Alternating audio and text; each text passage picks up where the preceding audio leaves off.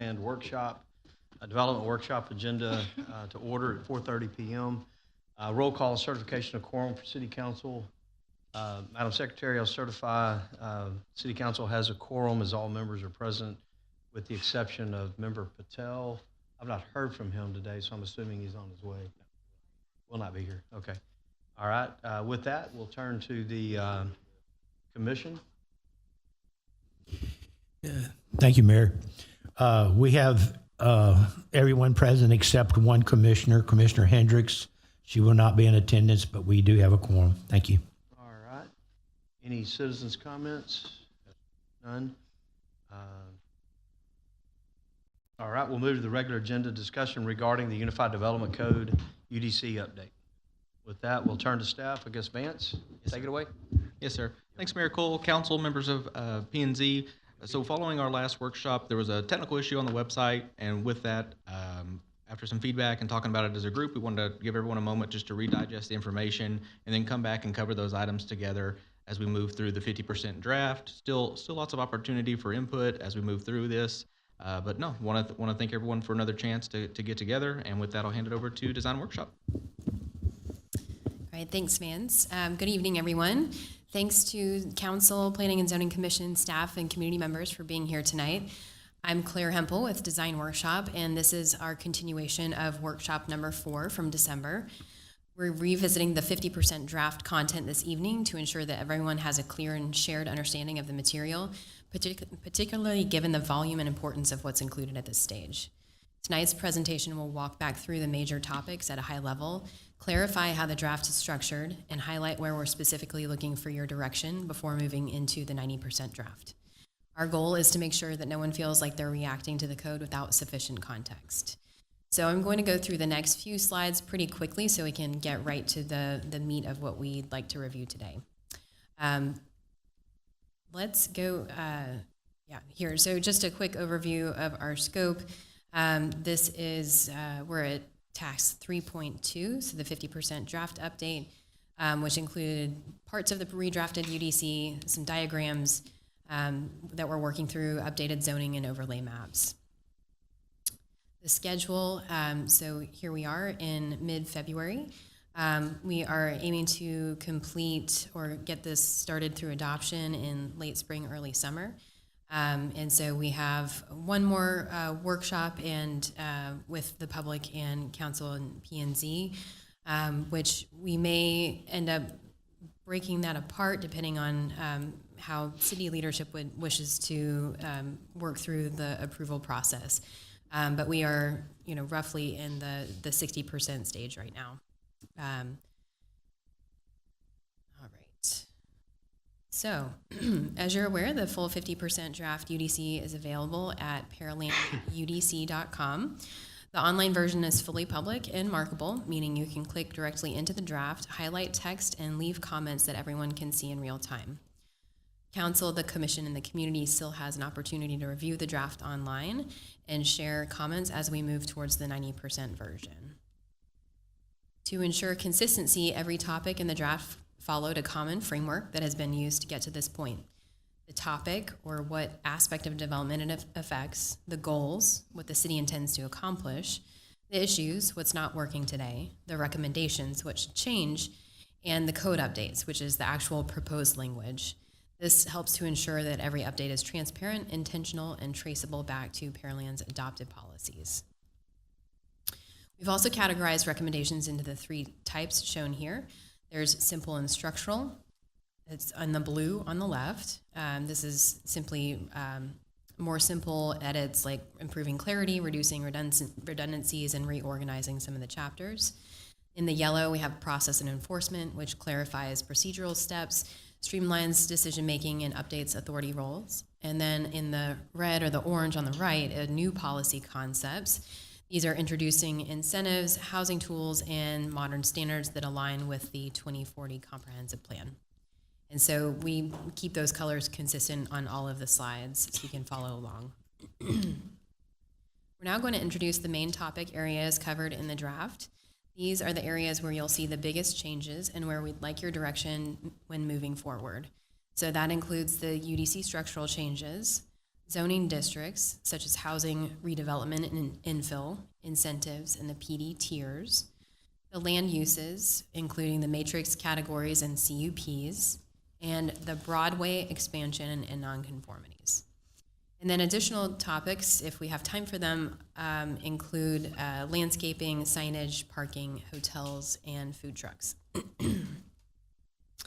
The first major category is structural updates, which primarily touches Chapter 1 of the UDC. The key changes include centralizing all procedures, such as zoning, subdivisions, relief mechanisms, public hearings, into a single, easy-to-navigate chapter. Adding charts and tables to clarify reviewer responsibilities, notices, hearings, and approval authorities. Also developing process diagrams, which are in process, for every major application type, and converting definitions from alphabetical order to topic-based groupings. All in all, these improvements significantly increase the usability of the UDC for applicants, staff, and decision makers. Moving on to zoning districts, which is a big part of Chapter 2. We wanted to first take a moment to explain how we approached consolidating the zoning districts. We essentially asked 3 questions of each district. 1, does it actually create a different development pattern? Does it allow meaningfully different uses or building forms? And 3, does it support the future land use direction in the comprehensive plan? If the answer was no to any of those, that was usually a signal that districts could be combined. That approach led to a simpler structure: residential districts organized by low, medium, and high density, commercial districts that distinguish neighborhood scale from corridor or regional scale activity, and employment districts that separate innovation and clean uses from more traditional industrial uses. The intent was to simplify the system and make it easier to understand and administer, not to change Pearland's overall development direction. For residential districts, many have similar standards, which created inefficiencies and enabled only single-family products and not a lot of quality and variety in residential homes. So we consolidated them into clearer categories like R1, or low density residential. This consolidates similar large-scale suburban districts. R2, or general residential, is a typical suburban fabric. This supports infill and minor redevelopment and maintains compatibility through common setbacks. MD is medium density residential, which expands middle market housing, allows for shared open space and clustered lots with pedestrian-oriented design. MDHR, or medium high density residential, bridges townhome and multifamily scales, supports 2 to 3 story apartments, courtyard housing, and mixed-use transitions along corridors. Or HDR, or high-density residential, which encourages corridor redevelopment and urban infill and suggests active frontage and open space standards. This supports a more predictable development outcome and reflects what we heard in the comprehensive plan process. On this slide and in the supplemental handout, you can also see side-by-side comparisons of existing and proposed standards with graphics that clarify where standards have been reduced, increased, or remain unchanged. So this was a graphic that we made since we heard the feedback at the December meeting to hopefully clarify the combination of the districts that we are recommending here. On the commercial, mixed use, and industrial side, we applied the same simplification approach for the residential districts. We clarified the purpose and intent of each district so it's clear what type of development is expected. We also refined standards related to building form, scale, and intensity, which helps ensure consistent character along corridors and activity centers. Additionally, we removed overlapping or repetitive districts and addressed cross-district inconsistencies that made the current code harder to administer. The result is a much more intuitive set of commercial and mixed-use districts with clearer expectations and fewer one-off exceptions or variances. As an example, on the commercial and mixed-use side, we streamlined districts by removing overlaps and clarifying intent. The GC and GB are combined into a single general commercial district with consistent standards. We also now distinguish between horizontal mixed-use areas, like traditional shopping centers, and vertical mixed-use districts that support residential or office above retail with build-to lines, transparency, and activated street frontages. For industrial areas, the former Spectrum District is consolidated into clear categories, emphasizing entertainment-oriented uses, research and development, or R&D, and high-quality industrial. This is the existing zoning districts map, which you all are familiar with. And this is the proposed zoning district map. These map comparisons illustrate how the consolidated zoning districts are organized spatially across the city. They show how today's many residential, commercial, and industrial districts are simplified into a more intuitive set of categories. Importantly, this is not a rezoning action. These maps simply demonstrate how the new district framework functions citywide and ensure the structure is clear and administratable. A simplified district structure also brings the benefits of reducing confusion for applicants, residents, and staff by creating a cleaner, easier to navigate map, and improving consistency in how development standards are applied across similar areas of the city. To support ease of use and overall measures for this section, the draft includes clear visual site design standards and graphics that are shown in the supplemental handouts for the consolidated residential and non-residential districts. These standards outline size limits, design compatibility, placement on the lot, setbacks, and adjacencies. In parallel, the draft establishes density thresholds that align with existing infrastructure capacity, including roadway networks, utilities, and school enrollment zones, while also accounting for future growth projections and housing needs. For ADUs, the draft provides clear direction by defining an ADU as one fixed habitable structure with full facilities per lot. ADUs would require a conditional use permit, ensuring case-by-case review for compatibility.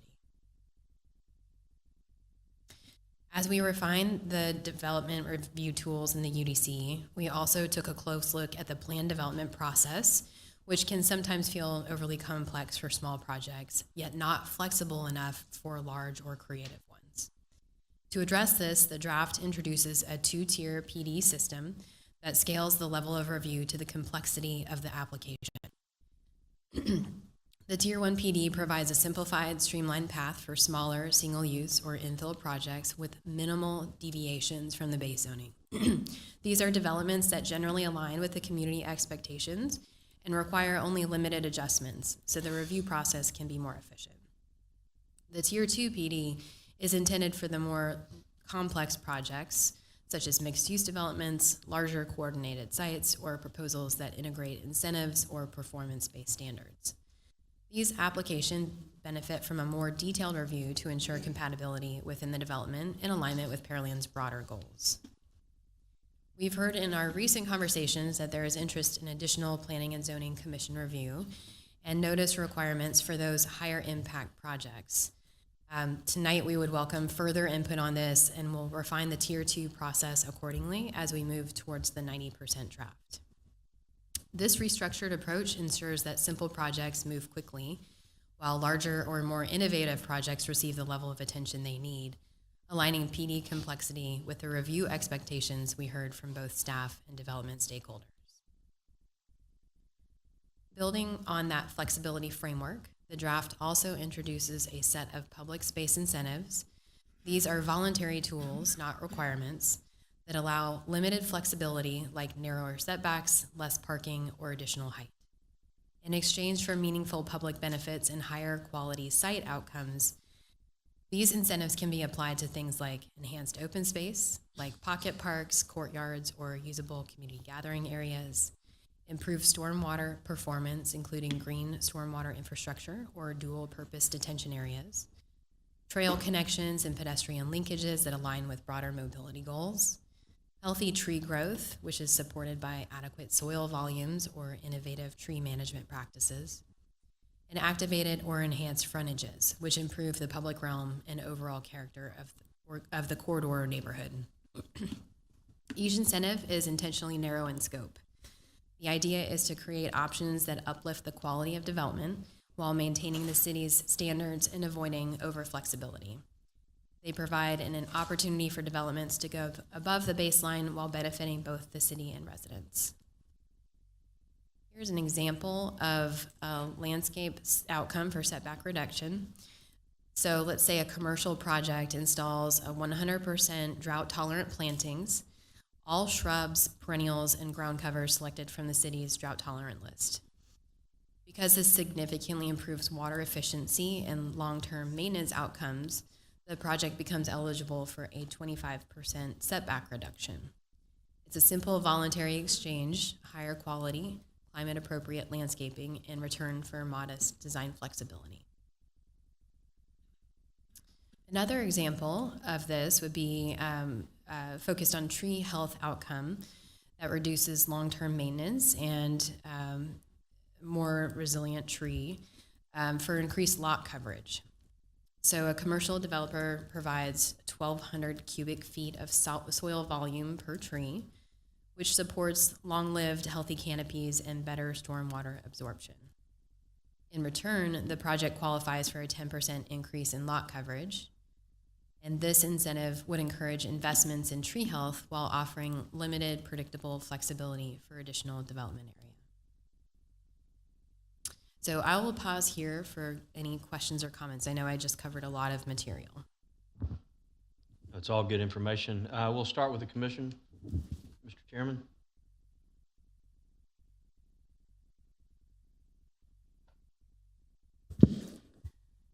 Yes, all of this I'm happy with. It looks good.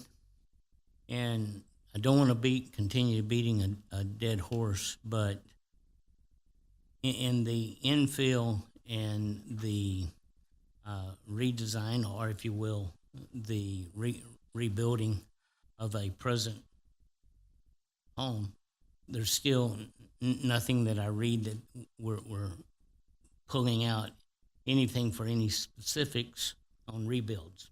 We have several older neighborhoods that are beginning to have houses tore down and new ones put in, and we still they're all encompassed in the same restrictions and the same code as a new development. And somehow, some way, we need to allow areas that have redevelopment in to have a way of continuing to build with the old code of especially drainage, because in Green Tea, with the new codes of draining from the back of the yard to the street, when it's designed to be 50%, 50%, 50% to the back, 50% to the front, it's causing so many more drainage problems because we don't have a way of identifying, well, this rebuild, this subdivision is built and designed for this type of drainage, and our new code doesn't permit that. So we need that somehow in there before we get too far along and we just have a catastrophe on hand. We're draining on everybody's property, our neighbor's property, and all this. So we need that. And I really don't want to continue being a dead horse, but I will until I see something, because this is most frustrating. We have Wood Creek, we have Shady Oaks, we have Green Tea, we have Old Town. That new development, or redevelopment, should I say, is already happening. And if there's no way for us our permit people to give permits and allow people to build as per designed when the subdivision was built. So we need that to come in.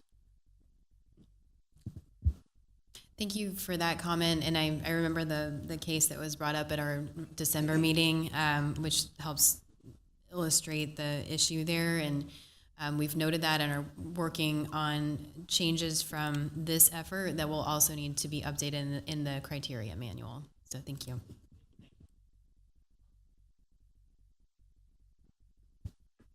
I don't really have any comments. I have a question or clarification on, so we're reducing the R1, or we combining R1 with several existing residential districts. What's the requirements for R2, general residential, that we currently have? 70-foot lot, 7,000 square feet, so 70 by 100. 15-foot side yard setback aggregate. And then just to reference it, you should have a handout. It's page 2 has R2 on it, just if it's easier.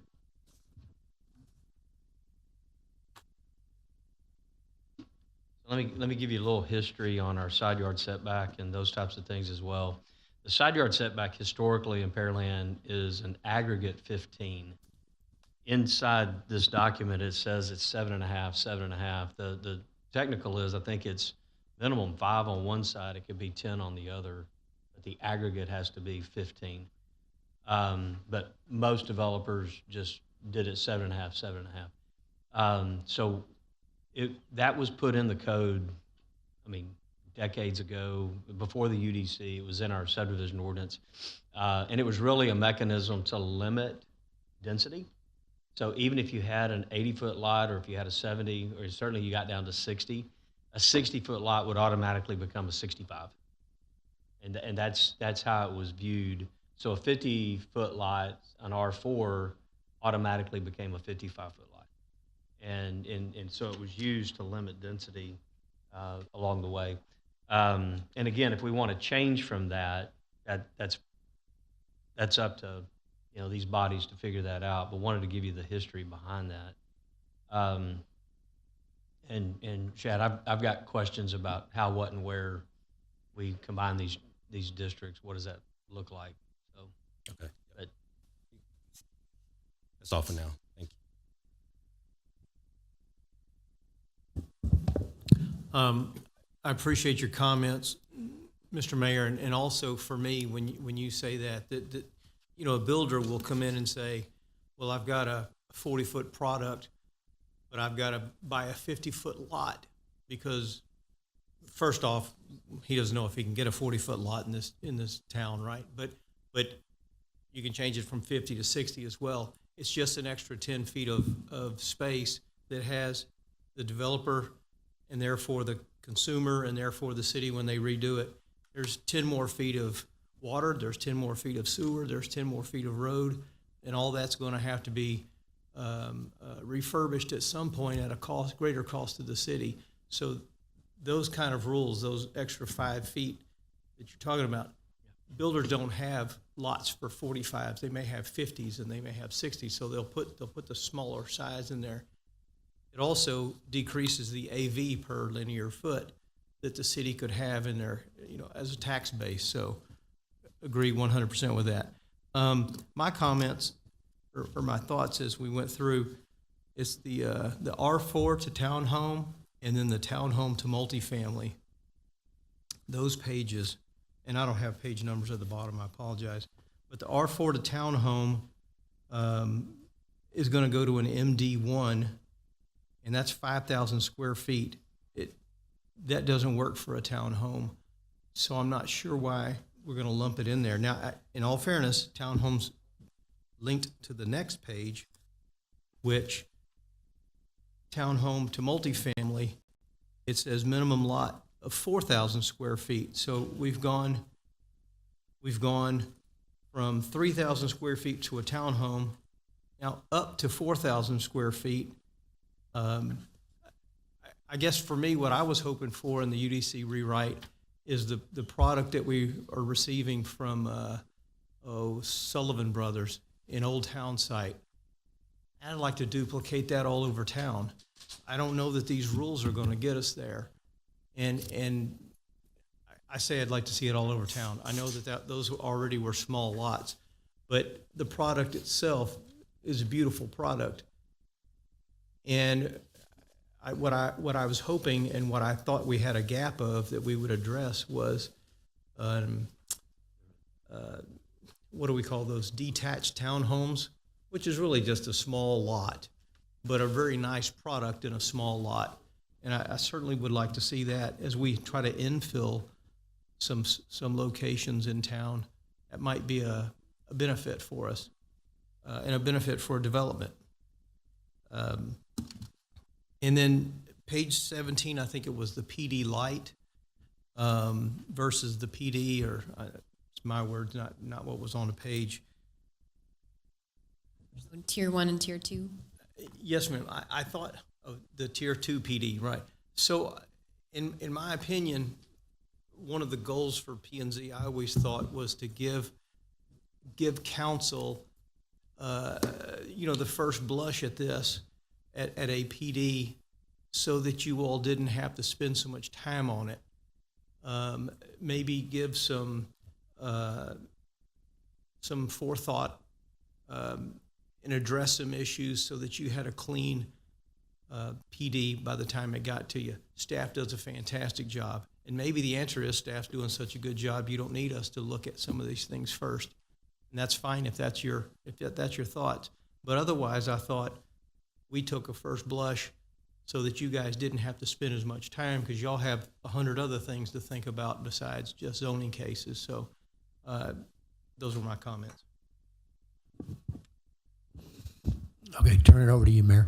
All right, good deal. I'd like to camp a little bit on this process, because I think we've all kind of talked about the process for PD.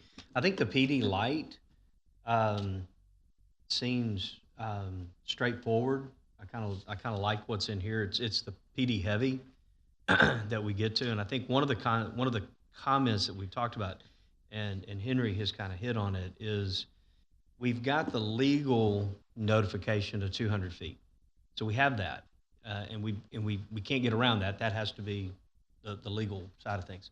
But we've talked about is, do we do something in addition to that? Do we do something at the workshop setting? And so if I'm looking at this, I see application, I see a P&Z public hearing, then there's a notification, and then there's a planning and zoning and city council joint workshop. So I'm questioning that workshop typically now is early on. So there's an application, and then there's a workshop.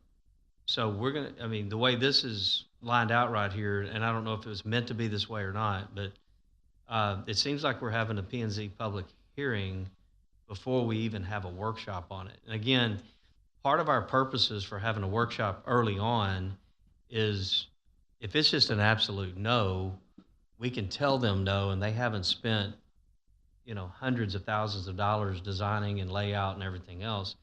And we've talked about it. We want it to be, if it's going to be no, we want it to be as cheap and quickly as possible. So I don't know if this is meant to be this way or not. So comment on that.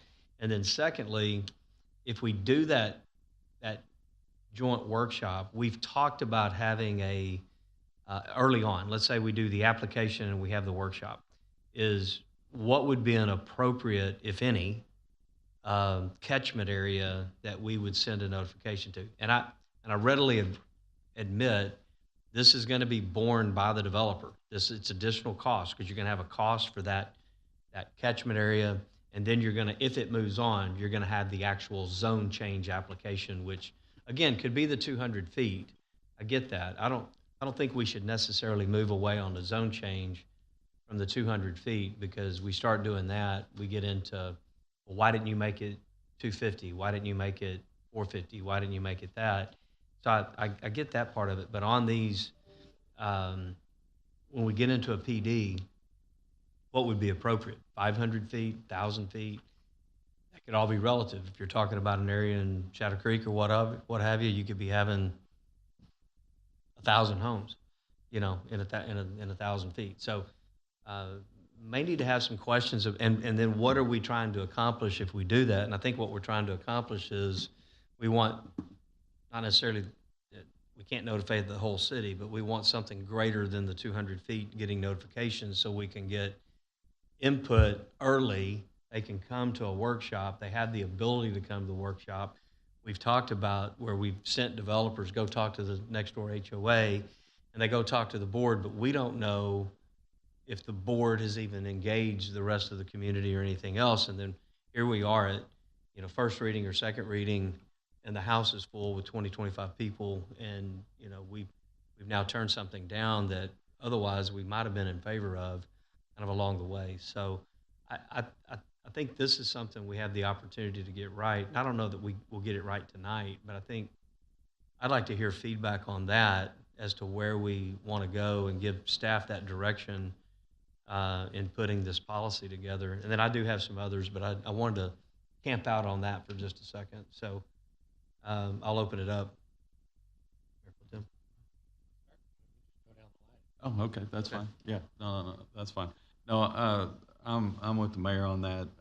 It's one of those deals. What's right, what's wrong. I mean, currently we put it in the paper. We put a sign on the property. So I mean, there's notification to the public for that's kind of borne on the citizen for being engaged. If you want to have your head in the sand and not pay attention, well, that's fine. We've heard plenty of times where they come up here, well, I just heard this, yesterday, the day before, whatever. Yet that's, back then, that's when we got it.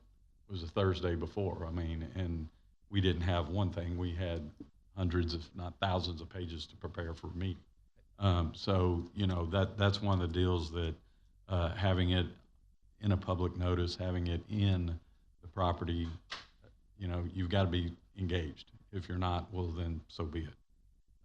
But what, do we go from 200 to 500? I don't know what that number is, because then you go to 500, then the goalpost's going to move to, well, I'm 1,000 feet out and I didn't get a notification. So right now, I guess we're tied to state law is how we do it. So, what's right, what's wrong in that realm, I'm not so sure. But continuing doing the public notice, both paper, website, property address, I think all that's, Well, it may be that we do the 200-foot notice, but we do it at the workshop, and then we turn around and we do when they pull the string and move forward on a zone change, it does that. So that they have that first step before, yes. And you can establish those communication, opportunities between the developer and the neighbor right there.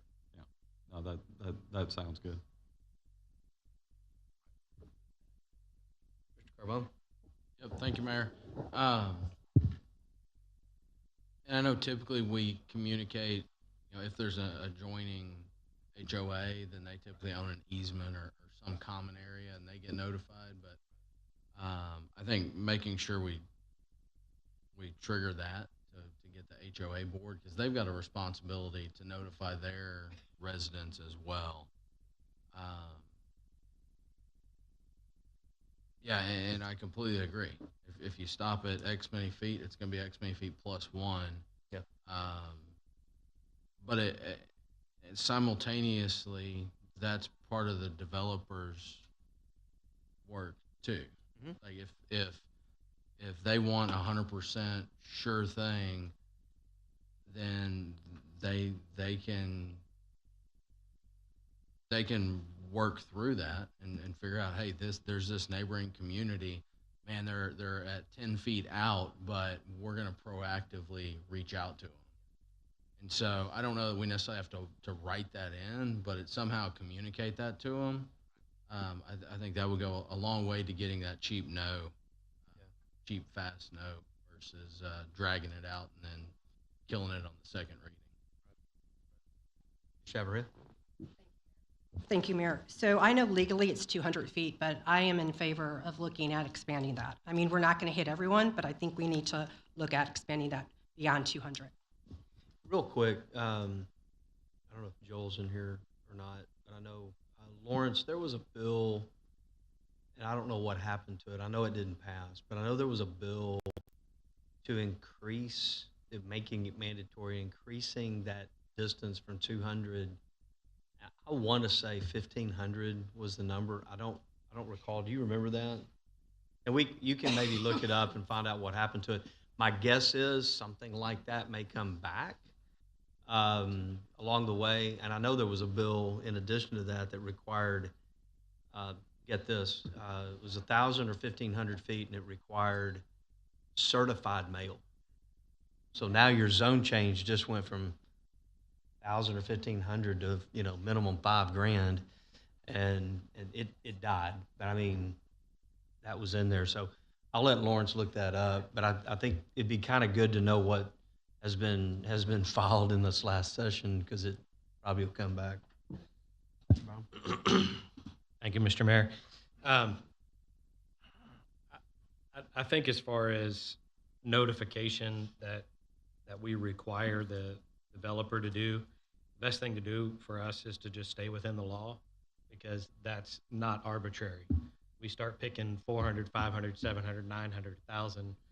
There's like has been said, we're going to end up with a, well, why didn't you pick me type conversation. So we're covered in the sense of we operate within the law, and if the law says it's 500, then we do 500. If the law says it's 200, we do 200. As far as these processes are concerned, to Henry's point, the concept with the PD Light, I see recommendation by P&Z here. I don't know if that needs to be made a box rather than a dotted line, because I do think we still want P&Z involved in the process.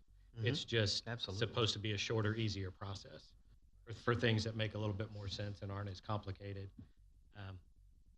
So maybe we alter that a little bit. And then on the PD2, it hadn't just been clearly stated. So state it this way: move the first notice to right after the application, just like in PD Light, and move the workshop to right after the first notice. Just reorder that situation. I think the best thing we can do to improve this process for the community is put the notice out earlier. That seems to be the biggest hurdle, right? So we put the notice out earlier. Like Member Koza said, you get the mailer, you've got the sign on the property, it's on our website, it's in the paper. We're following the law, and I think that's the best thing we can do, is can be consistent with saying we're following the law. Trying to look and see if there's anything else as far as this is concerned.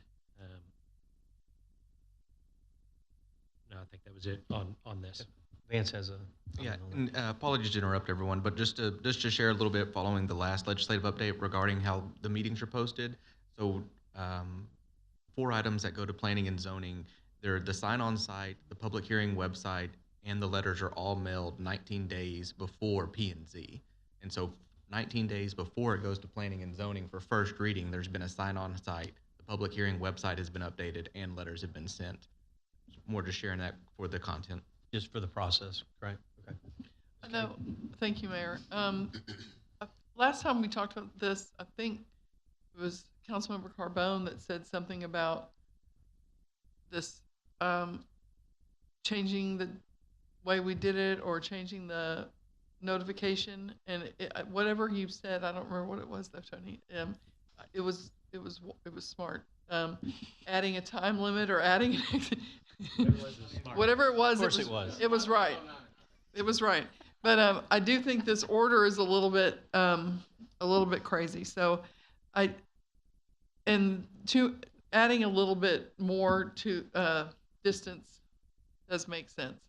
And but it seems like if it's rushed on the second when we have the public hearing, then there's a lot of people here, and then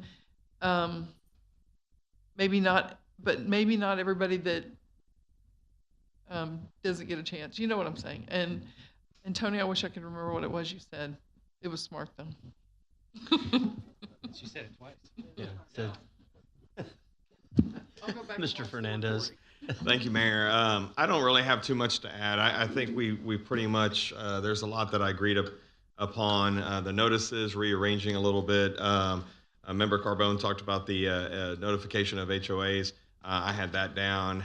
There's just, I think overall, I think we've kind of hit it, so I don't have any more additional information to pass out. Thank you. Okay, real quick, and Vance has let me know this is a typo on the slide. So There's actually, but there is 2 notices. There's a notice to the planning and zoning, and then there's a second notice to council, or is it just one notice? So there's a single notice that goes out to planning and, before the planning and zoning public hearing. And so the typo is this workshop should be application, then workshop, then notification, P&Z public hearing, notification, or no, there's only one notification. So that notification, by the time it gets to council, they've had it for, a month plus. Well, and I think what we're saying though, and Oh, I know actually, that. I'm just saying this slide is. It's a little out of order. Right. But to your point, that does bring up something interesting. If we wanted to try to engage the public more, move the first notice to before the workshop and do a second notice before the council hearing. Which was going to be something I was going to ask council and P&Z to give some direction on, because we are hearing consistently from enough that we need to talk about it, and that is, would you like us to draft up an option where and I know y'all say yes to that, but where we're noticing workshops?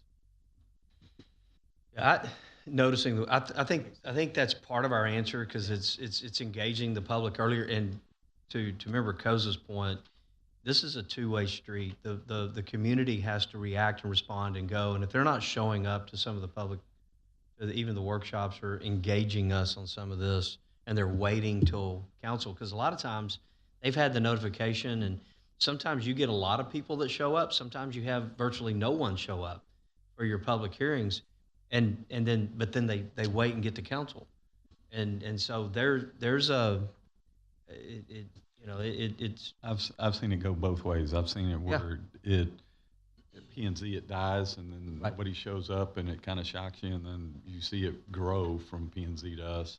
So I mean, I've seen it both ways. And at the same time, we have people that show up here for a first reading or a second reading, a lot of times second reading, and the questions and comments have been fully addressed in the development. Right. And yet it's kind of a last minute, type of thing. They don't know what they don't know, right? They come up, they assume this is what it's going to be, and the build line's going to be at my back fence and all that, and they really haven't gone through it. And so, to be fair and to be candid, I think earlier the better. I think you're hearing, get the notice out early, and again, I think that notice, is that the same 200, or do we look at something different? But then there is a notification for an actual zone change, and that's in the hands of the developer, right? So that would be a second notification of when because it might be, we've seen workshops and then we've seen the actual public hearing 2, 3, 4 months down the line. It's not always immediately. Sometimes it's 2 or 3, 4 months. So in fairness, that's when the actual legal notification of the zone change goes out. So I think that could stay in there. Here's some other questions I had. I think, Mayor, may I interject one thing? Sure. And we all know this, but the bottom line is, I think that the public looks at it from the standpoint is P&Z, we don't answer to them per se, because we are assigned by y'all to serve in that committee. And they know that if they're going to have a chance of getting a big cluster of people out, it's better used on city council, because, to put it quite honestly, they're voters. right. And they're hoping to get some That's fair. leverage because of that. That's fair. That's part of why I like it at the workshop, because we're all here, We're all here. Correct. right?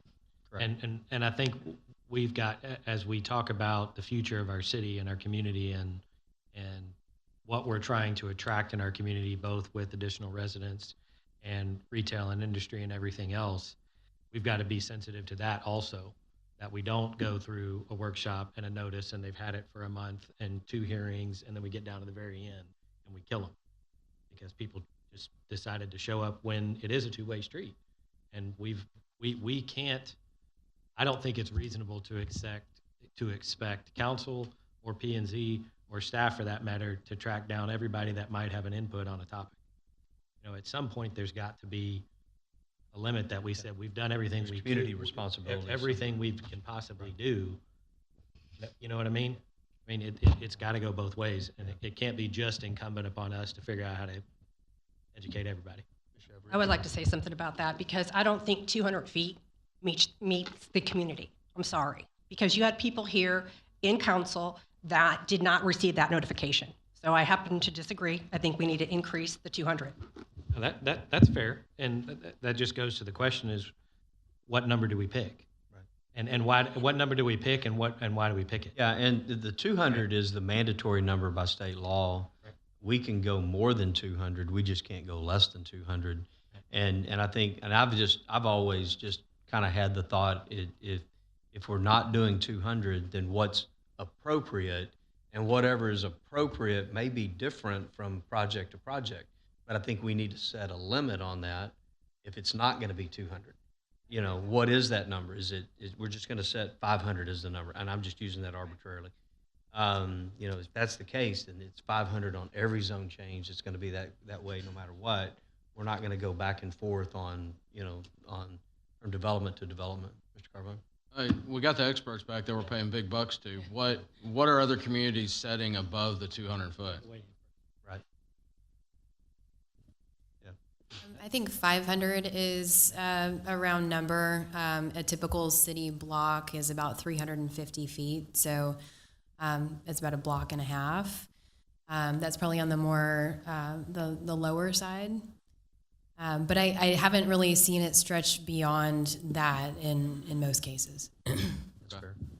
At a follow-up, however you want to get to us, if maybe we can see a couple of recent cases with the 200-foot notice and then just a map showing a 500-foot, just so we can look at it and it's not completely arbitrary. And Along that line, I think we also need to see what costs are associated. I was fixing to say the same thing. What does that cost look like?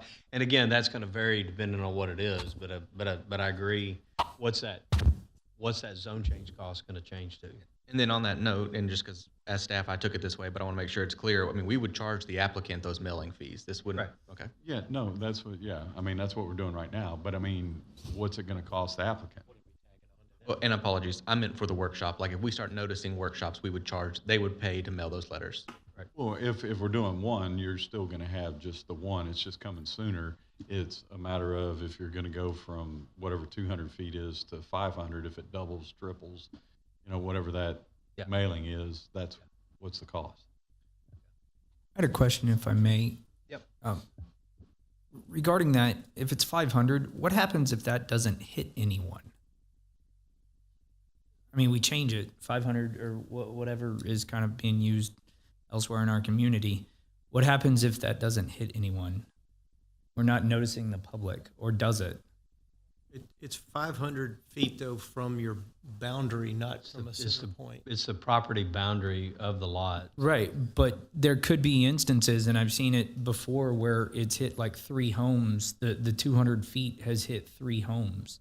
So it has, and that's statutorily what we have to do, but that didn't even. So I mean, I think there should be I think the 500 is addressing that. If the 200 only hit 3 neighboring properties, I would hope that 500 hits, half that or double that, 6 or more. I think what we'll find is we'll hit more. We're certainly going to hit more properties or the opportunity. I guess there's rural enough areas where if you did 500, it might not touch anyone. I think that's going to be super rare, but it could happen. And I think we cross that bridge if it happens. But I mean, if you're down off of County Road 100 with one of those properties down there and you do 500 feet, you're still going to be north of 100 and you're going to hit something, when that happens. But most of that's out of the city on the other side. So I don't think we're sending notices to people who are in our ETJ, correct? Right. So, but I think, Vance, do you have direction on some of this topic, at least to come back with some options? Yeah, I think so. We'll bring a 200 and 500 example, and we can show those number increases. That's not a problem. It sounds like we do have a consensus about noticing for workshops. And one item I do want to say is my understanding is there would be 2 notices if we did that. There'd be a workshop notice, and then there'd be formally when they submit to go to P&Z. Okay. I think that was what everyone, because there may be a time span of X as we do that. All right. I did want to have a good discussion on that because I think our process on that can help in the future. Real quick, I think it's slide 12. There was two 12s. There was a 12, 12, and then it went to 14. So one of them should have been renamed. Talking about the lot sizes, I think even the one right there. So if we're going to change from the, I do agree maybe, changing some of our residential districts. It would be interesting to know on the RE, SR15, and SR12, when we put that into the code, it was, again, it was done just to encourage and have more, larger lots, which under an R1, you could still go larger. None of this, it's all minimum. You could. I would wager a guess that you can count on one hand developments that fell into RE, SR15, and SR12. I don't. And even R1. Yeah, well, you R1 would, we got R1. R1 was 1970. I was going to say 40 years ago, you had some R1 subdivisions, and since then it's gone smaller. So I think coming with fewer districts is going to be a good thing. But how do we, if it's raw land today, not a subdivision, let's take an R2 subdivision that's there today. I'm sure with deed restrictions and others, something's happened. We're not going to go smaller. In other words, we're going to grandfather somehow, some way, what's there today. But let's take a 5-acre tract, a 10-acre tract that's sitting out there, and it's zoned R12 or R15. And Lawrence, is there any investment-backed expectation that would change if we change that? I would think if we go more dense, I don't know that people would again, they can still go larger. You can always go larger than what's on the plan. That's not been the trend. Oh, it's not been the trend. I readily admit that. I'm just saying they can go larger. But if we do a map amendment and if the land is vacant, I don't think it's going to hit the investment back expectations. Okay. The state requirements focus on if you create something that is non-conforming, Okay. and it triggers new notices and it affects those expectations. And then the city's regulations could, I would be surprised if our city ever chose to do it, but you could actually phase somebody out, kind of like how people do with billboards now. And you can say, okay, by this date you have to be gone, but then we have to pay for that. Again, I've never heard anybody on city council suggest that we take that type of approach, but that's how I have seen the bills written based on how other municipalities have proceeded. Okay. I just wanted to make sure that we talked about that because somebody has zoning. We're changing that zoning, and ultimately there would be a zone change there. So that was that. And then on the mixed use districts, walk me through that again. I want to make sure I understand what. Are we trying to do away with the mixed use districts, or are we trying to modify it?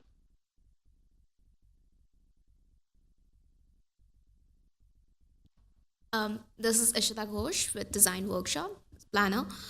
With the mixed use district, we are mainly trying to departmentalize it within two typologies, where mixed use horizontal is something which is more towards commercial retail going horizontal mixes, whereas mixed use vertical would have the option of having live, work, and other residential uses along with commercial at the ground level. Okay. So we are just combining them and bringing it in those districts. Okay, because I do think, again, history there, these were just areas that we annexed that was in the county. We brought them in, and you had homes and you had businesses, you had this type of thing that were coexisting, and we were trying to not create, non-conformity, but instead trying to put some rhyme or reason to it. I think now it's a little more cumbersome to where we are right now with the mixed-use district. So I think anything that we can do to make it easier in those areas, I think we're still going to have some mix of uses because there's businesses and homes that are coexisting, but how we do that and not make it necessarily more onerous on a business or whatnot. I think some of those types of things would be good. as we move that forward. I'll open it up to council. I just wanted to make sure that I had those on the table. So looking at this for me, when I look at the R1 and R2, basically we're increasing density in our smaller, or what we used to have larger land, now we're going to have less land. Then we go into the multifamily, if that's what you want to call it, we're lowering density. This plan is kind of odd to me in the fact that we call it low density residential, and then we're actually increasing density. I don't understand that, because you're going to go in an R1. I mean, granted, we're not going to see R1s, or at least we haven't. But you go to suburban development district, you're almost 3 to 1. So the density is not low. We're eliminating what we used to call single family, and basically by verbiage, it's with throwing in ADUs, it's multifamily. The whole plan. So to me, it's kind of, I don't know if it's oxymoron, but it's going in the wrong direction in my opinion, because we're taking our single family and we're throwing it out the door and we're making it higher density. And every time we have higher density developments here, we get people in here in our community, they're unhappy. So it's kind of odd to me to see the verbiage that's used and the lot sizes that go with it. So and then you made a comment about ADUs, something about one structure per lot. When you were talking about that, what exactly did you mean regarding that?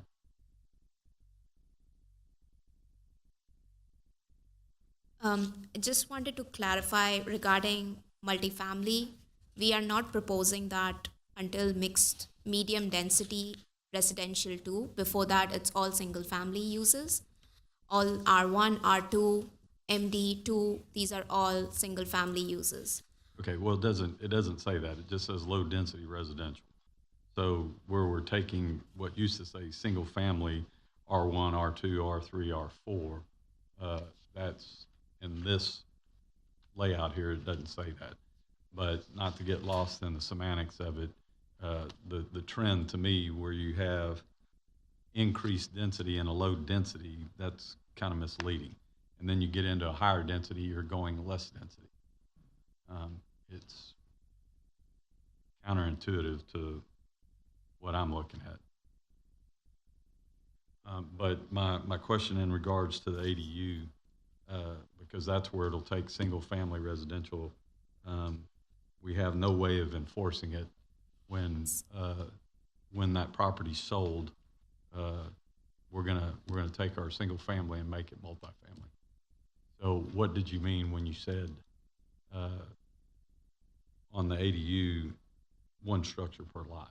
So for ADUs, we have written a language about it won't be more than one structure for additional, for dwelling unit specifically, accessory dwelling unit, because right now in the code there's nothing specifically written about accessory dwelling unit to be one. That is the first thing that we've added, and we've added language about what needs to be there.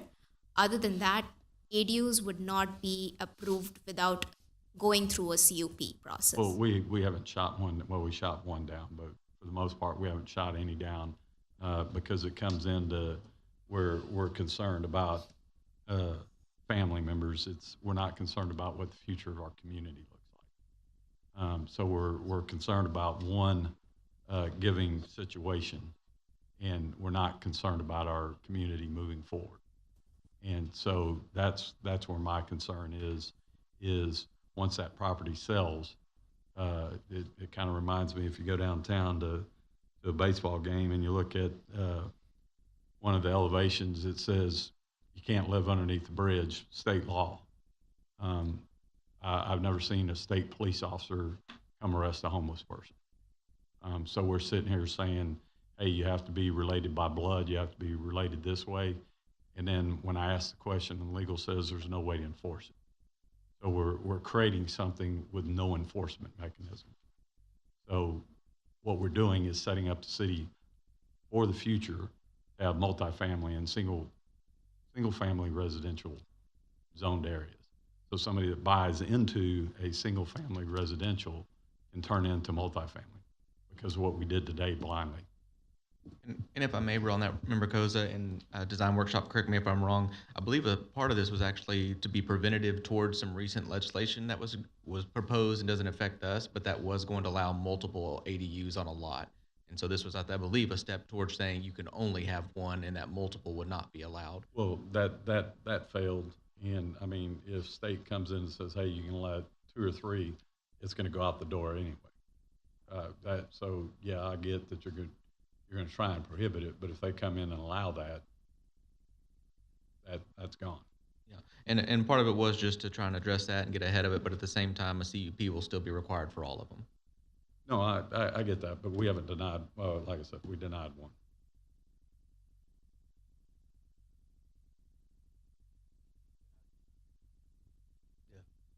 I mean, I do see trying to take these classifications, all of those, and moving them to R1. We kind of change some of the things up for R1, but we do change that and taking R2 and R3 and making it R2.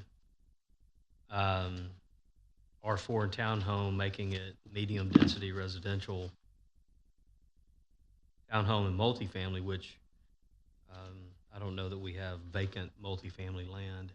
Well, and if I may on that, just want to relate, and happy to revert back to using single-family language if that's a direction we prefer, but at the same time, trying to knock the dust off of a 20-year document with trends that are actually happening and not saying land use sizes that aren't ever going to be seen. Right. It's just something I would table to the group. Right. Okay. Any other questions, comments? Yep. You got it?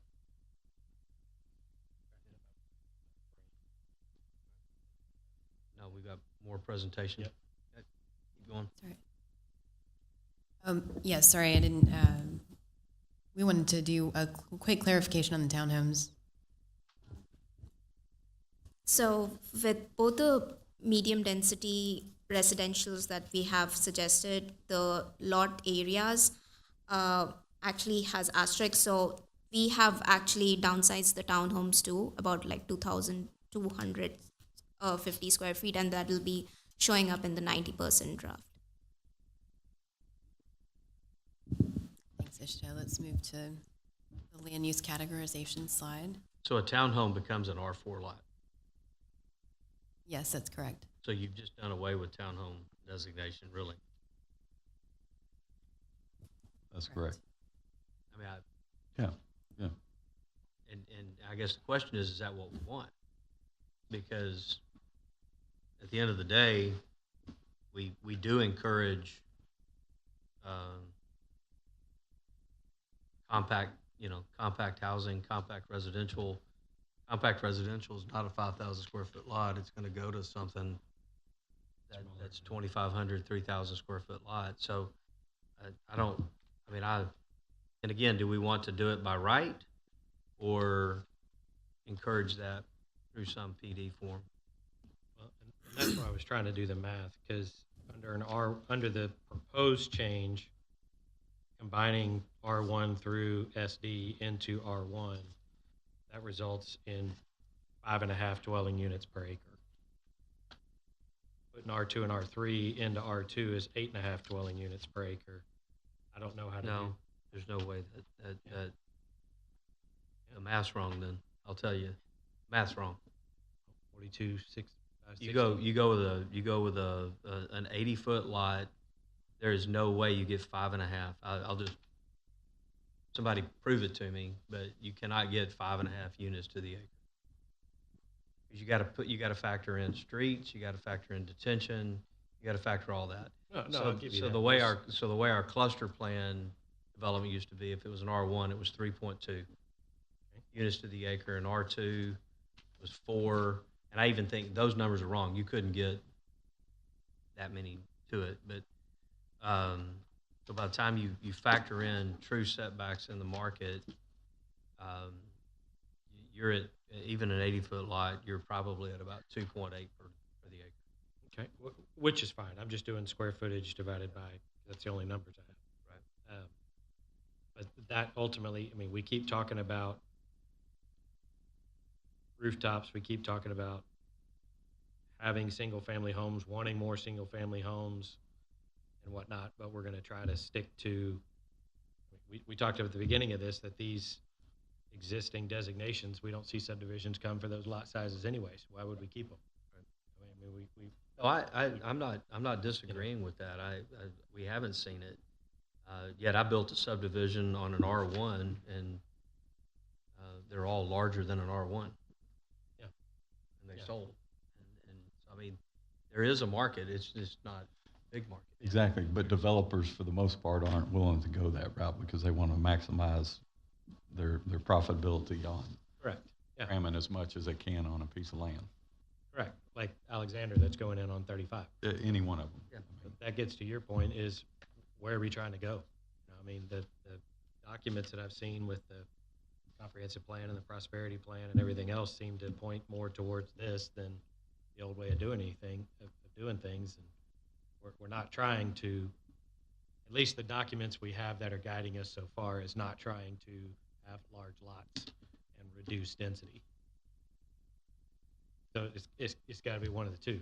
Exactly. And I mean, like I said, anytime we go more density is when we get more constituents in the door. Well, we only get the constituents in the door when it's apartments. It's Well, high-density neighborhoods, single-family homes, we don't seem to have that objection. It's just when it's Or when as much objection. when it's an anyway. apartment complex. as much, yes. Any other questions, comments? All right, continue on. Great. Thanks, Mayor. Next, we want to revisit the updates to the land use matrix, which is one of the most frequently referenced parts of the UDC. We reorganized the matrix using APA's land-based classification standards as a decision-making guide, and APA is the American Planning Association. So this provides a clean, widely recognized framework for grouping similar uses. This helps with consistency across definitions and makes the matrix easier for applicants, staff, and residents to navigate. The updated matrix now provides clear groupings of similar uses, reducing ambiguity, consistent definitions across the commercial, civil, civic, industrial, and food service categories, a clear separation between types of mixed-use, residential, public, and industrial activities, reduced reliance on CUPs by allowing more uses by right where impacts are predictable, and overall, a more predictable structure that improves efficiency and review.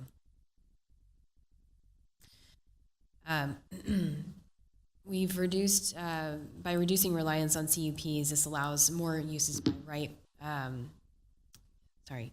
This shift also supports the updated zoning district framework we showed earlier and the goals of the comprehensive plan.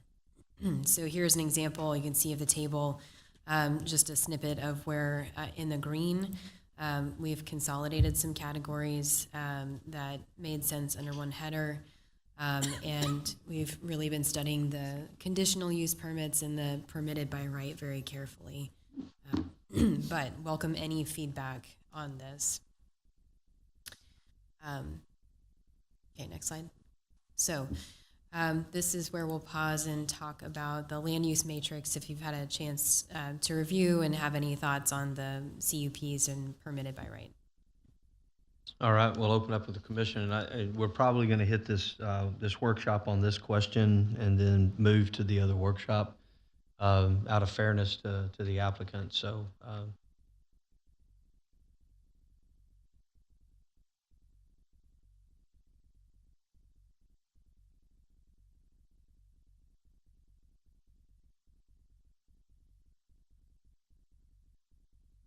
I think we're all good. Okay. Any other, from council's perspective, any questions on that piece of it? Okay. Thank you, Mayor. Does this restructuring the land use allow any new use by right? It does? And we can pull those. Okay, I would like some more information on that. Thank you. Okay. Anything else? All right. I think we'll, and I know the design workshop had a lot more to go, or a lot more to go. It was what we were calling additional topics if we had time. So Broadway nonconformities, food trucks. Okay, well, we're gonna cut it so we can move to the other workshop to be fair to our applicant. So we can do, real quick. Thank you, Mayor. One that I did have that kind of falls under this, as far as existing structures and whatnot, we have situations where triggers are set. Currently, if you go over 15%, any of this type stuff, it can trigger other things. Is that going to be staying in place, or is that something that, how does that work out? So the triggers table, we do have some updates proposed to. I can pull it and share it with you. Okay. All right. Thank you. Okay. So with that, we will go to discussion number 2, request by Thomas Forstner, applicant on behalf of Pearland Storage LLC and Aldi Coker owners for a planned development workshop as required by the Unified Development Code regarding a proposed light industrial development on 13.147 acres of land, south of Knapp Road, east of Main Street, Pearland.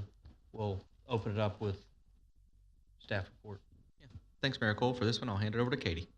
Good morning, or good afternoon, Council and Commissioners. As was just read into the record, tonight's request is for a PD workshop for the property that is south of Knapp Road, east of Main Street, here in Pearland, Texas. The purpose of this workshop is to discuss and provide feedback related to a proposed distribution facility containing a single 173,100 square foot building with approximately 112 parking spaces, 2 drive-in doors, 38 docks on approximately 13.5 acres of land. The intent is to rezone this from general commercial to planned development with the base zoning of M1. If this feels a little bit familiar, it's because it was recently heard. It went to council where the application was heard and the vote unsuccessful by a vote of 0-6. Direction was given at that council meeting that the consideration for a conditional use permit or a planned development in order to restrict some of the uses that may be appropriate in some areas that are zoned M1, but not this specific area, could be removed from the zoning request, and a PD light or an M1 light be proposed in this location. So the applicant has brought forward the request. The request that you're seeing tonight has a lot of similarities to the Hanover PD, which is is nearly directly to the north. So on the screen, this would be where that Hanover PD is. A lot of the information that you have received in your packet is very similar to that. So this is the property here with frontage on both Knapp Road and Main Street. It's in the general commercial zoning district. Currently, it has a little bit of M1 zoning to the south there, but generally it's M1 surrounding this property. On the future land use plan, it's identified as the manufacturing district, so you can see that it's set in that with public use on a few sides, and then manufacturing to the north there. The applicant has provided a design plan. It has driveway access on both Main Street and Knapp Road, and then they have provided a list of deviations. In addition to the deviations that you see on your screen, they provided a similar list to that which you saw during the Hanover PD review that has the list of uses that have been struck. I included that in your staff report, but it does not fit very pretty on the screen. I'd be happy to discuss that in further detail if you'd like to, or any of the deviations you see on the screen. For the most part, the deviations would be related to the height, the required landscaping areas for it, screening, fencing, interior to parking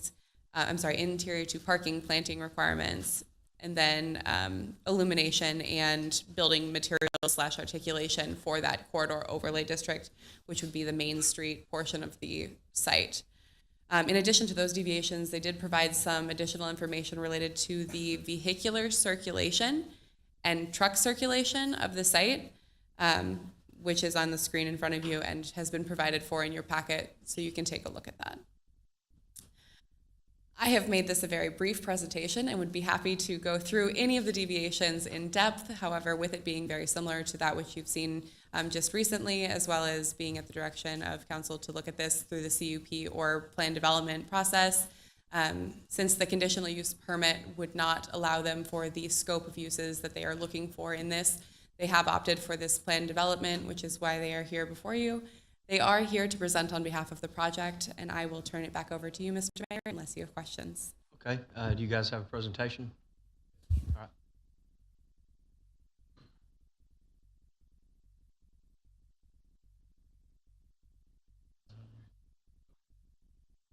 Good evening. Thank you for having us back today. So as Katie said, this will look very similar to what we presented at City Council. I guess it was about a month ago now, around that time frame. And at the council's direction, we've decided to come back for a PD. We explored the CUP process and the PD. I think just given that we're speculative development or a speculative development, and we don't know which tenant's going to come in, I think the PD gave us the most flexibility to be able to kind of transition into whatever tenant is going to come and occupy this building. But this presentation is very similar to what I presented back in very early or late January, early February. I won't recap our resume here. Just we've got a lot of experience doing this, and I've got 3 buildings right now going on just outside the Pearland city limits along the Beltway. Just did a little work on our site plan. We kind of updated it. The planning and zoning and the EDC has been amazing in helping us kind of get up to speed and get in this PD process. So we took what I think has already been approved with handovers, and we kind of incorporated some of that here, adjusted our setbacks a little bit to match the Main Street overlay corridor there. We're not really interfering with residential, so we kind of looked, and made some judgments there with setbacks into our adjacent commercial properties. But bottom line, this is kind of an updated site plan, same concept, just a little bit of the Hanover PD information implemented into this to, hopefully allow this to kind of seamlessly fall into line and pass through. Here's a blow up of the site plan. We understand that there's setback requirements and that there are landscaping requirements along Main Street, that there's an overlay corridor there. We're achieving in this plan those setback requirements. The landscape, as we get into design and development, we'll incorporate all of those landscaping elements into that design when we go for permitting in that. No change to the base concept that we presented a few weeks back. Still 173,000 square foot front load industrial distribution building, access off of 35, and then secondary access off of Knapp Road. And in subsequent slides I'll show we're still outfalling to Hickory Slough, and we are still intending to detain for Mr. Coker and provide detention for his site, Pearland Alternator, to bring him in compliance with BDD4 and Pearland current regulations. And that will all be achieved in these 2 detention ponds. And this flows from planned north to kind of east and outfalls into Hickory Slough. And then just want to back up and touch on a few things here. We're set off 35 feet from Knapp Road, and then we're set off 25 feet from Main Street. We understand that there's 1 shade tree per 30 feet along Main Street. We've got side yard setbacks at 25 feet, given that we're not abutting residential there. And then again, we will, develop a full-blown landscape plan for submission to permitting when the time's appropriate. This is kind of the same traffic flow pattern that I presented at the last meeting, just kind of talking about congestion and how we see flow on the site working. Again, we are currently zoned general commercial, although our vehicle type will go up to 18-wheelers. We anticipate our trip counts going down significantly over general commercial with this site. Again, we're looking at still about 19 trucks per day and 35 cars per day. Our tenants typically operate on a normal business cycle, 7, 8 in the morning, 5, 6 in the evening.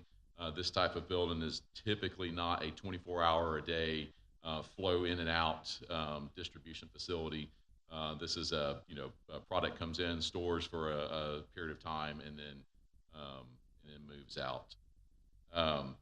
None of our docks are facing residential, and then I think we have in here a rendering also to kind of give an idea of what we're going to look like on the front there, facing facing Main Street to kind of comply with the overlay corridor and the glass requirements that are there. And then I left this in just because I know there were a few questions in the previous one about detention in the area. I know that's always, flooding in the area. I've highlighted here the light blue section is Mr. Coker's Pearland alternator and the other building he has there. The key point that I want to, portray here is that we're going to detain for Mr. Coker. It's part of our agreement with purchasing the Knapp Road site from him.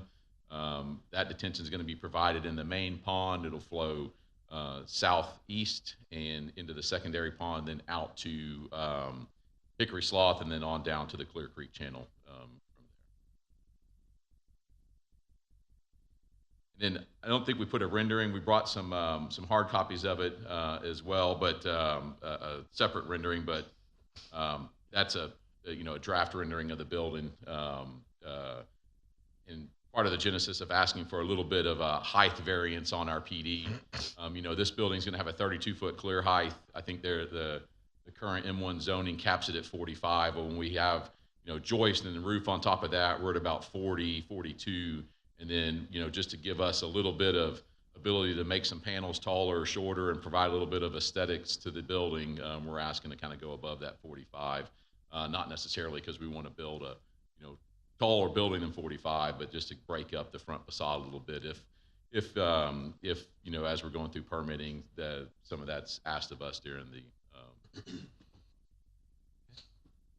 And with that, I think that kind of completes our presentation. I guess I can open it back up. Yeah, we'll open up for questions. We'll start with our Planning and Zoning Commission. And we do thank you guys for coming back through this process. I think what we wanted to do was, instead of just open M1, make it a little bit more closed, if you will, kind of set. And so I appreciate you guys coming back through this. We'll open it up to Commission.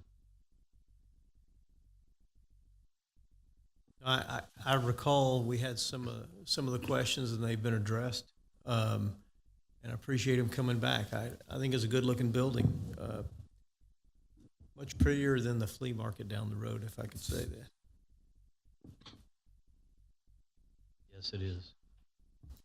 Hi, I was just wondering, you had stated that you anticipated 19 trucks per day, and I was just wondering how you came up with that number. Yes, ma'am. It's a balance between what the TIA, looking at this from a civil engineering perspective, and then what historically our tenants that we get in our buildings, are doing on a per day basis.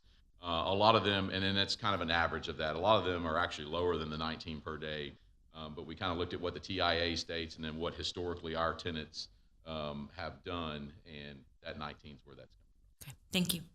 I think TIA specifically on this site for us is dictating like 36 per day. I wasn't present for the original presentation, so I apologize if this was addressed already, but are there any roadway improvements for Knapp Road? Yes, Knapp Road's scheduled to be improved by the EDC.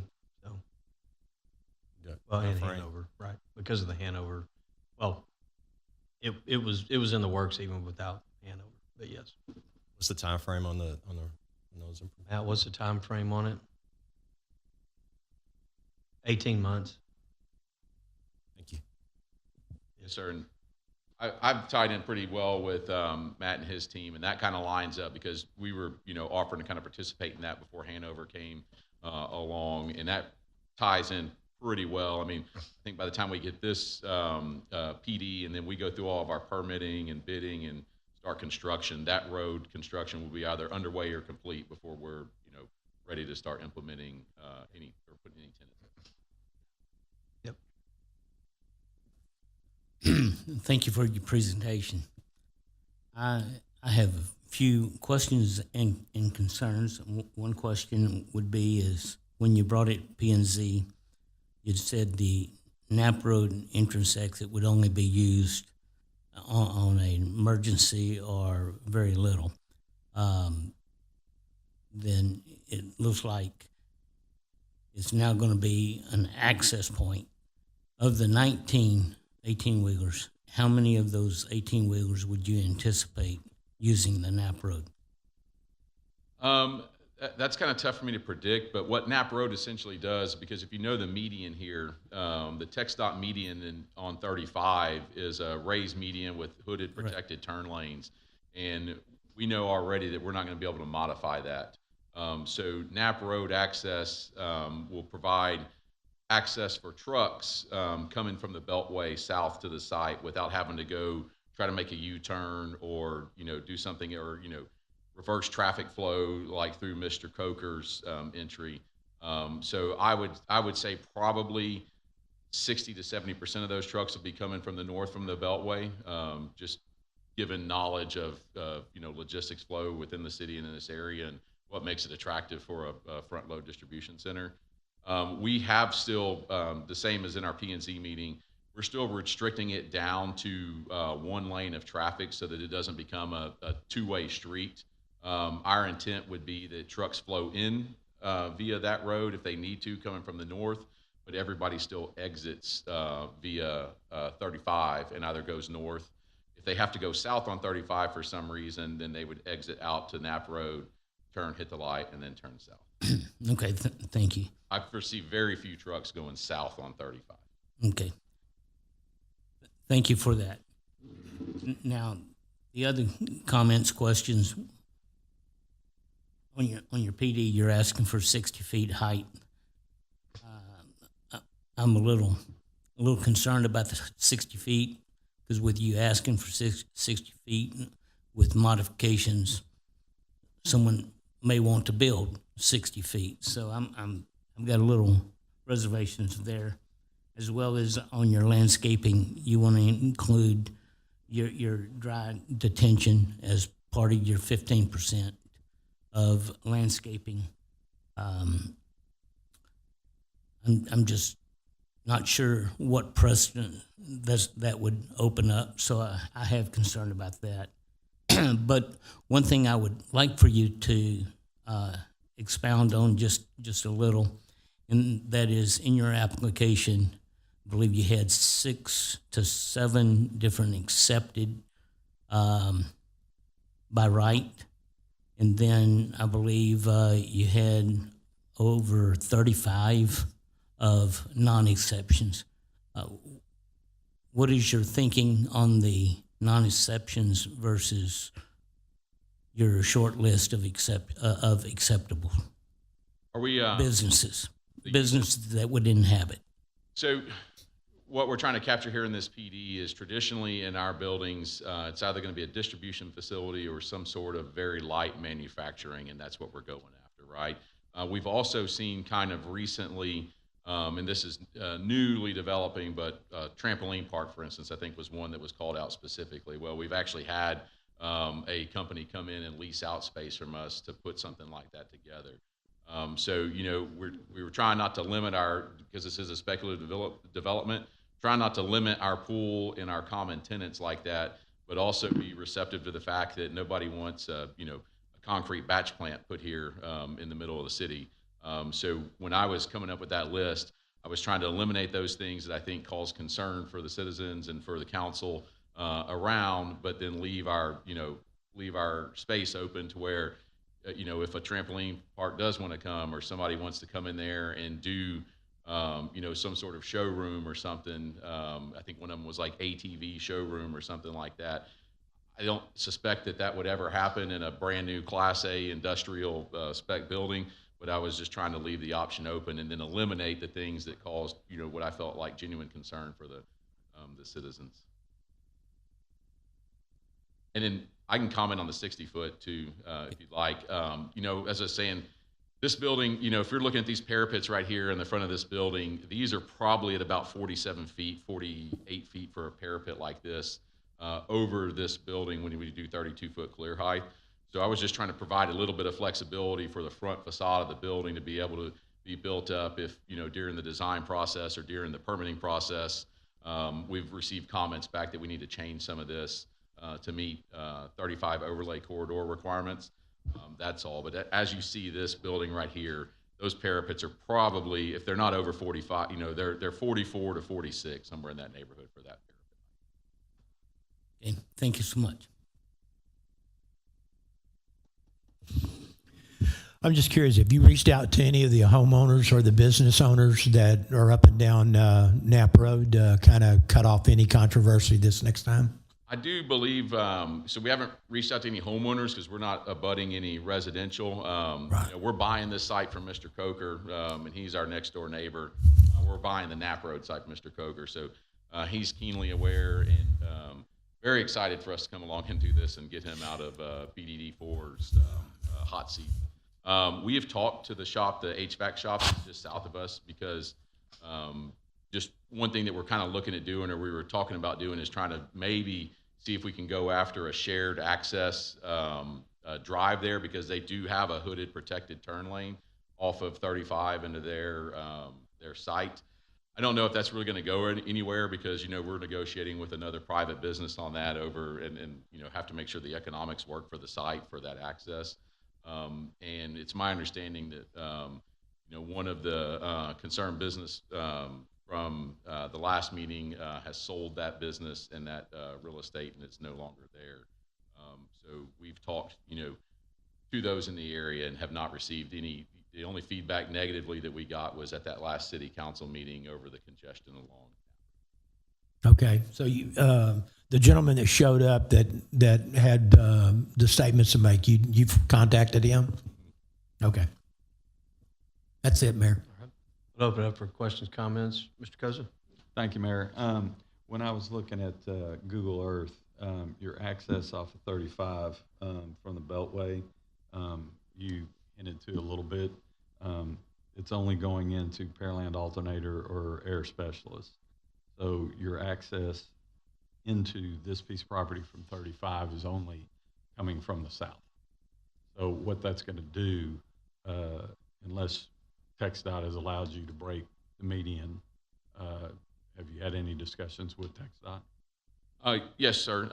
They are not going to allow us to modify that median. That's the purpose for the Knapp Road entryway, is to provide that south. Okay, so they're not interested in letting us. That's what I assume. So now that we know that, what that's going to do is that's going to make Knapp Road your entrance and exit for the majority of it. That's your main access to this property. Yes, you'll have some come off of 35 if they're coming from the south.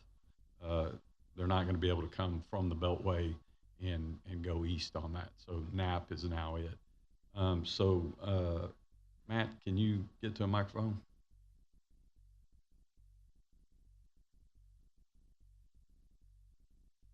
While Matt's coming up here, I know just one last thing. I did check in. I remember you had the comment. All of our taxes are paid up, and yes, I was going to thank you for that, and I appreciate that. I talked to Mike Darlow, and he said that you've handled the taxes and the penalties, so I appreciate that. So Matt, the rework of Knapp Road, what are we looking at doing there? So it would be a 2-lane road. It'll be the same profile that we've just recently built on both Halleck and Rice Dryer. So I can't tell you the actual feet, but it'll be sidewalk, lighting, storm sewers, the whole works. Yeah, no, I was They're just about looking. 32. They're about 32 plus feet. Yeah, but That's I mean, correct, we're looking at one way in, one way out with a left-hand turn, I assume. Yeah, it'll probably have a left-hand turn lane, definitely up at the intersection. yes, sir. Yeah. No. That's what I assumed, because basically looking at this, their main entrance and exit, their secondary is off 35. They're inbound. Their outbound will be able to go obviously out to 35 and go straight north. Yes, yeah, exactly. But I mean, they're inbound, so you've got half of it Yes, going sir. off of Knapp Road, and through the last with Hanover, the neighborhood and Mr. Crane both had issues, as Commissioner Eisenberg highlighted, that he is highly concerned with the traffic on Knapp Road. I've had several discussions with him regarding this. So this is going to dump more traffic onto Knapp Road than probably what would otherwise does a 2-lane road work, I guess is what I'm asking. So with that being said, I think that's one thing we need to look at do we need to go to more lanes on Knapp Road? Because when we start increasing, I think his truck circulation said 37 trucks, if I remember correctly, per day. I can tell you recently I had 5 trucks sitting on my property, and I had 2 council members calling me asking me if I was in the business of selling 18-wheel rigs. I fully understand the amount of vehicles and what they can do, and this neighborhood is very sensitive to that right now. Even though you don't abut them, they are in the neighborhood. So that is an issue with them. Mr. Carbone? Thank you, Mayor. In the PD, you have a vehicle circulation. Can you walk me through on on both vehicular and truck? Says if the southbound traffic misses the Knapp Road turn. Oh, yes, sir. One thing I think we were asked to put in there is, okay, if a vehicle or a truck is coming southbound on 35 from the Beltway area and they miss Knapp Road, what is their current circulation plan, or how are they going to get back? Yeah. What we put in there is that they'll proceed down to, I believe it's McCard Road. They'd head west out on McCard, come back up north to Knapp, I guess that's West Knapp Road, that is already a truck trailer, truck route, and then come back down Knapp and come into the site that way. So we'll add the necessary signage that TxDOT wants us to add, but just to ensure that they're not going to go past the site, hit the HVAC companies, trucks don't try to come into that, turn a U-turn and come back. They're going to have to circle around and come back down Knapp Road, I think. Have you driven that? I have. Mm-hmm. Yeah. Okay. Mayor, do you have something? Yeah, Knapp doesn't connect to McCower Road, so that crossover, that train track crossover, has been closed for 30 years. Oh, well, I drove down. It'll be Old Alvin. You'll come down to McCard, Old Alvin, up to Knapp. Oh, that way. Part of Knapp is even worse than what we're talking about right now. Yeah, I apologize if I got the I'm just trying to go off So if memory. you're going west on McCard, the first street you come to is Makawa. Okay. And you're going to turn right on Makawa and go back to the Beltway. So you can't turn right onto Knapp. That's been closed for 30 years. Incidentally, it was the deadliest train track crossing in Texas at one point.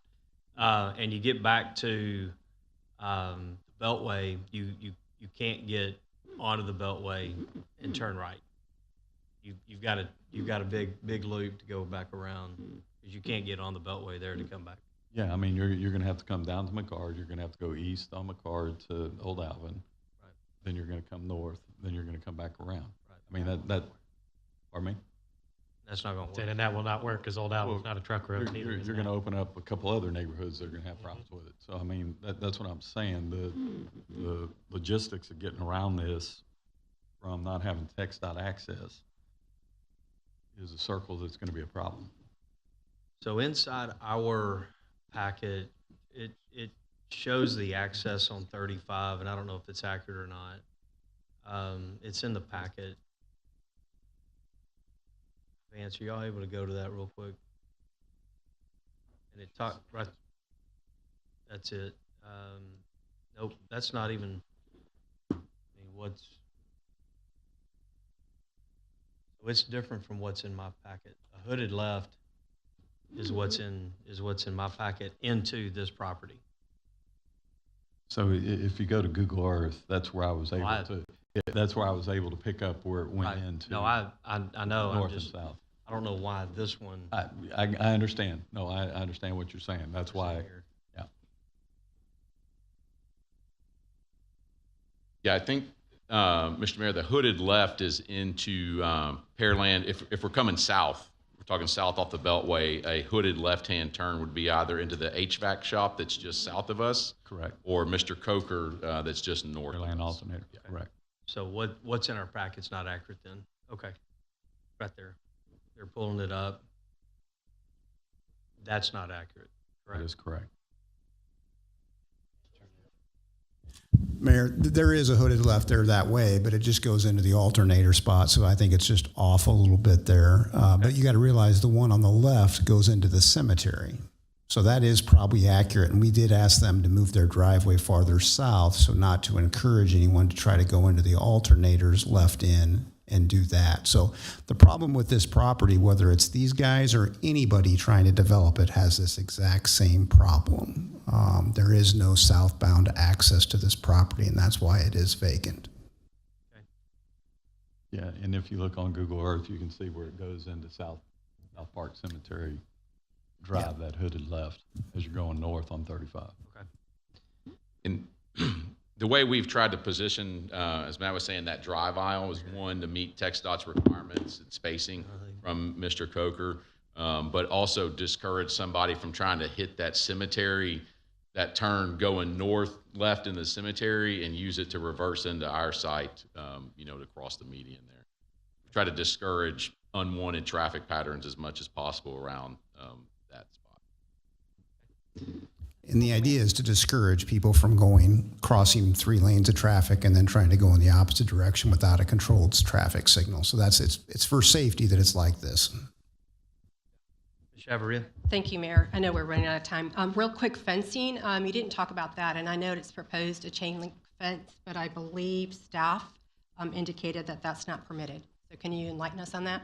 Yes, ma'am. I think what I was going for was a chain link with slats. If that's not permitted, just because some of our tenants ask for full site fencing around the site, but if that's not permitted, we can make an update to that and go with a more permissible use, whether it's stone or wood. We just get a lot of tenants that ask for full site fencing to be able to secure their buildings. Yeah, the corridor overlay is not going to allow that. So, yeah. Any other questions, comments? I know Ms. Cade had one. I have 2 things real quick. On page 8, it says, number 5, floodplain areas should not be encroached upon by future development unless there's unless there is compliance with stringent floodplain management practices. In other words, they follow our criteria to mitigate it. Is there a criteria written somewhere what stringent is equal to? Are they meeting that, Vance? I guess this is for you. So that's a requirement or the comprehensive plan of when council should consider a zone change. And no, so at this point, we wouldn't have that information, but they will have to meet any EDCM requirements related to floodplain. Because Hickory Slough is Right, so whatever area, any floodplain area would have to be appropriately mitigated or avoided. okay. And then also it says no truck queuing will be permitted on any public roadway, including Main Street and Knapp Road. How are you going to? Yes, ma'am. So that's kind of the reason for that long entry off of Knapp like that, to prevent trucks from queuing. We won't have any fencing along Knapp Road that would stop them from turning in. They'll use that long drive if they do come in and have to queue and set up.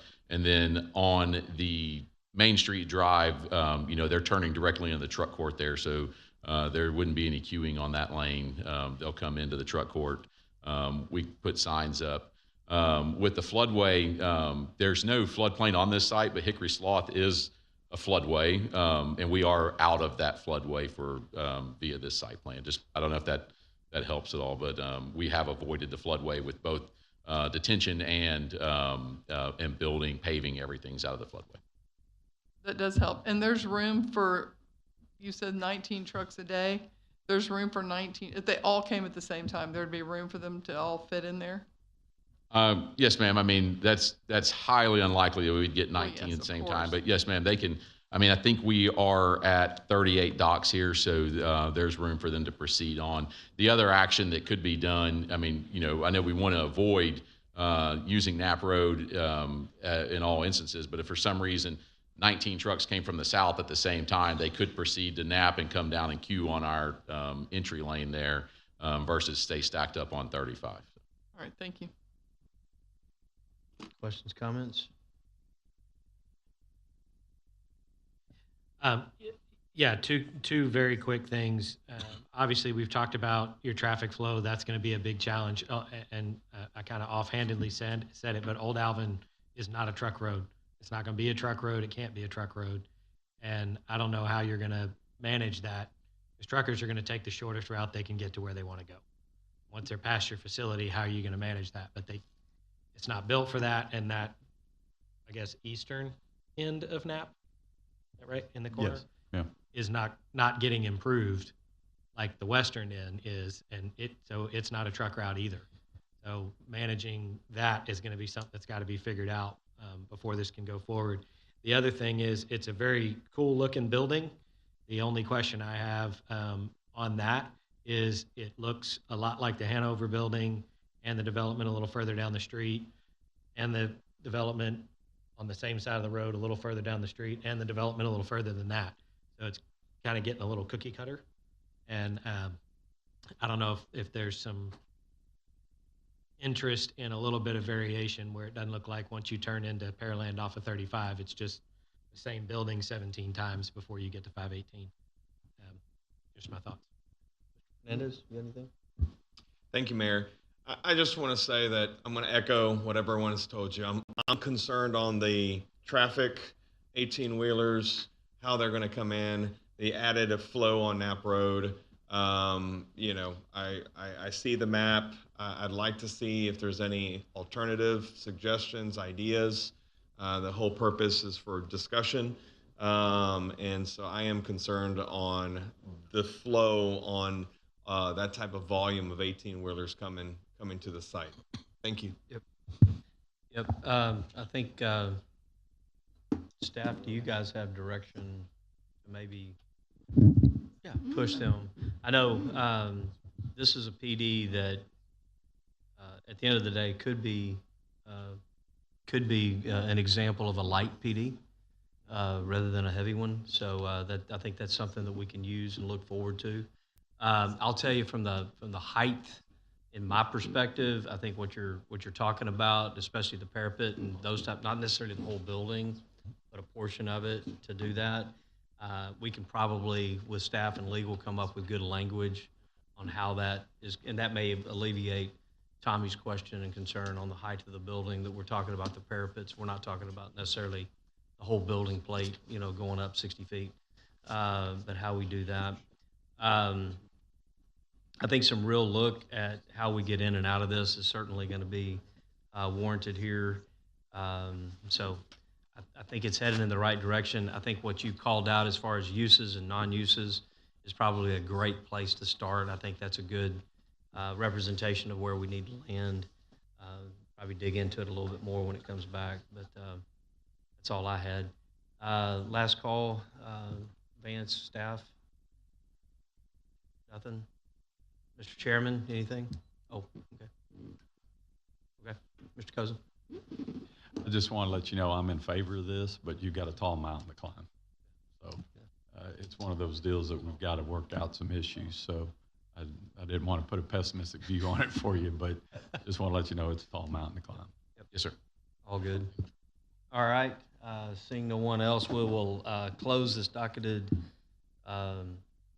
workshops at 6:19. With that, we will break real quick, go grab something to eat, and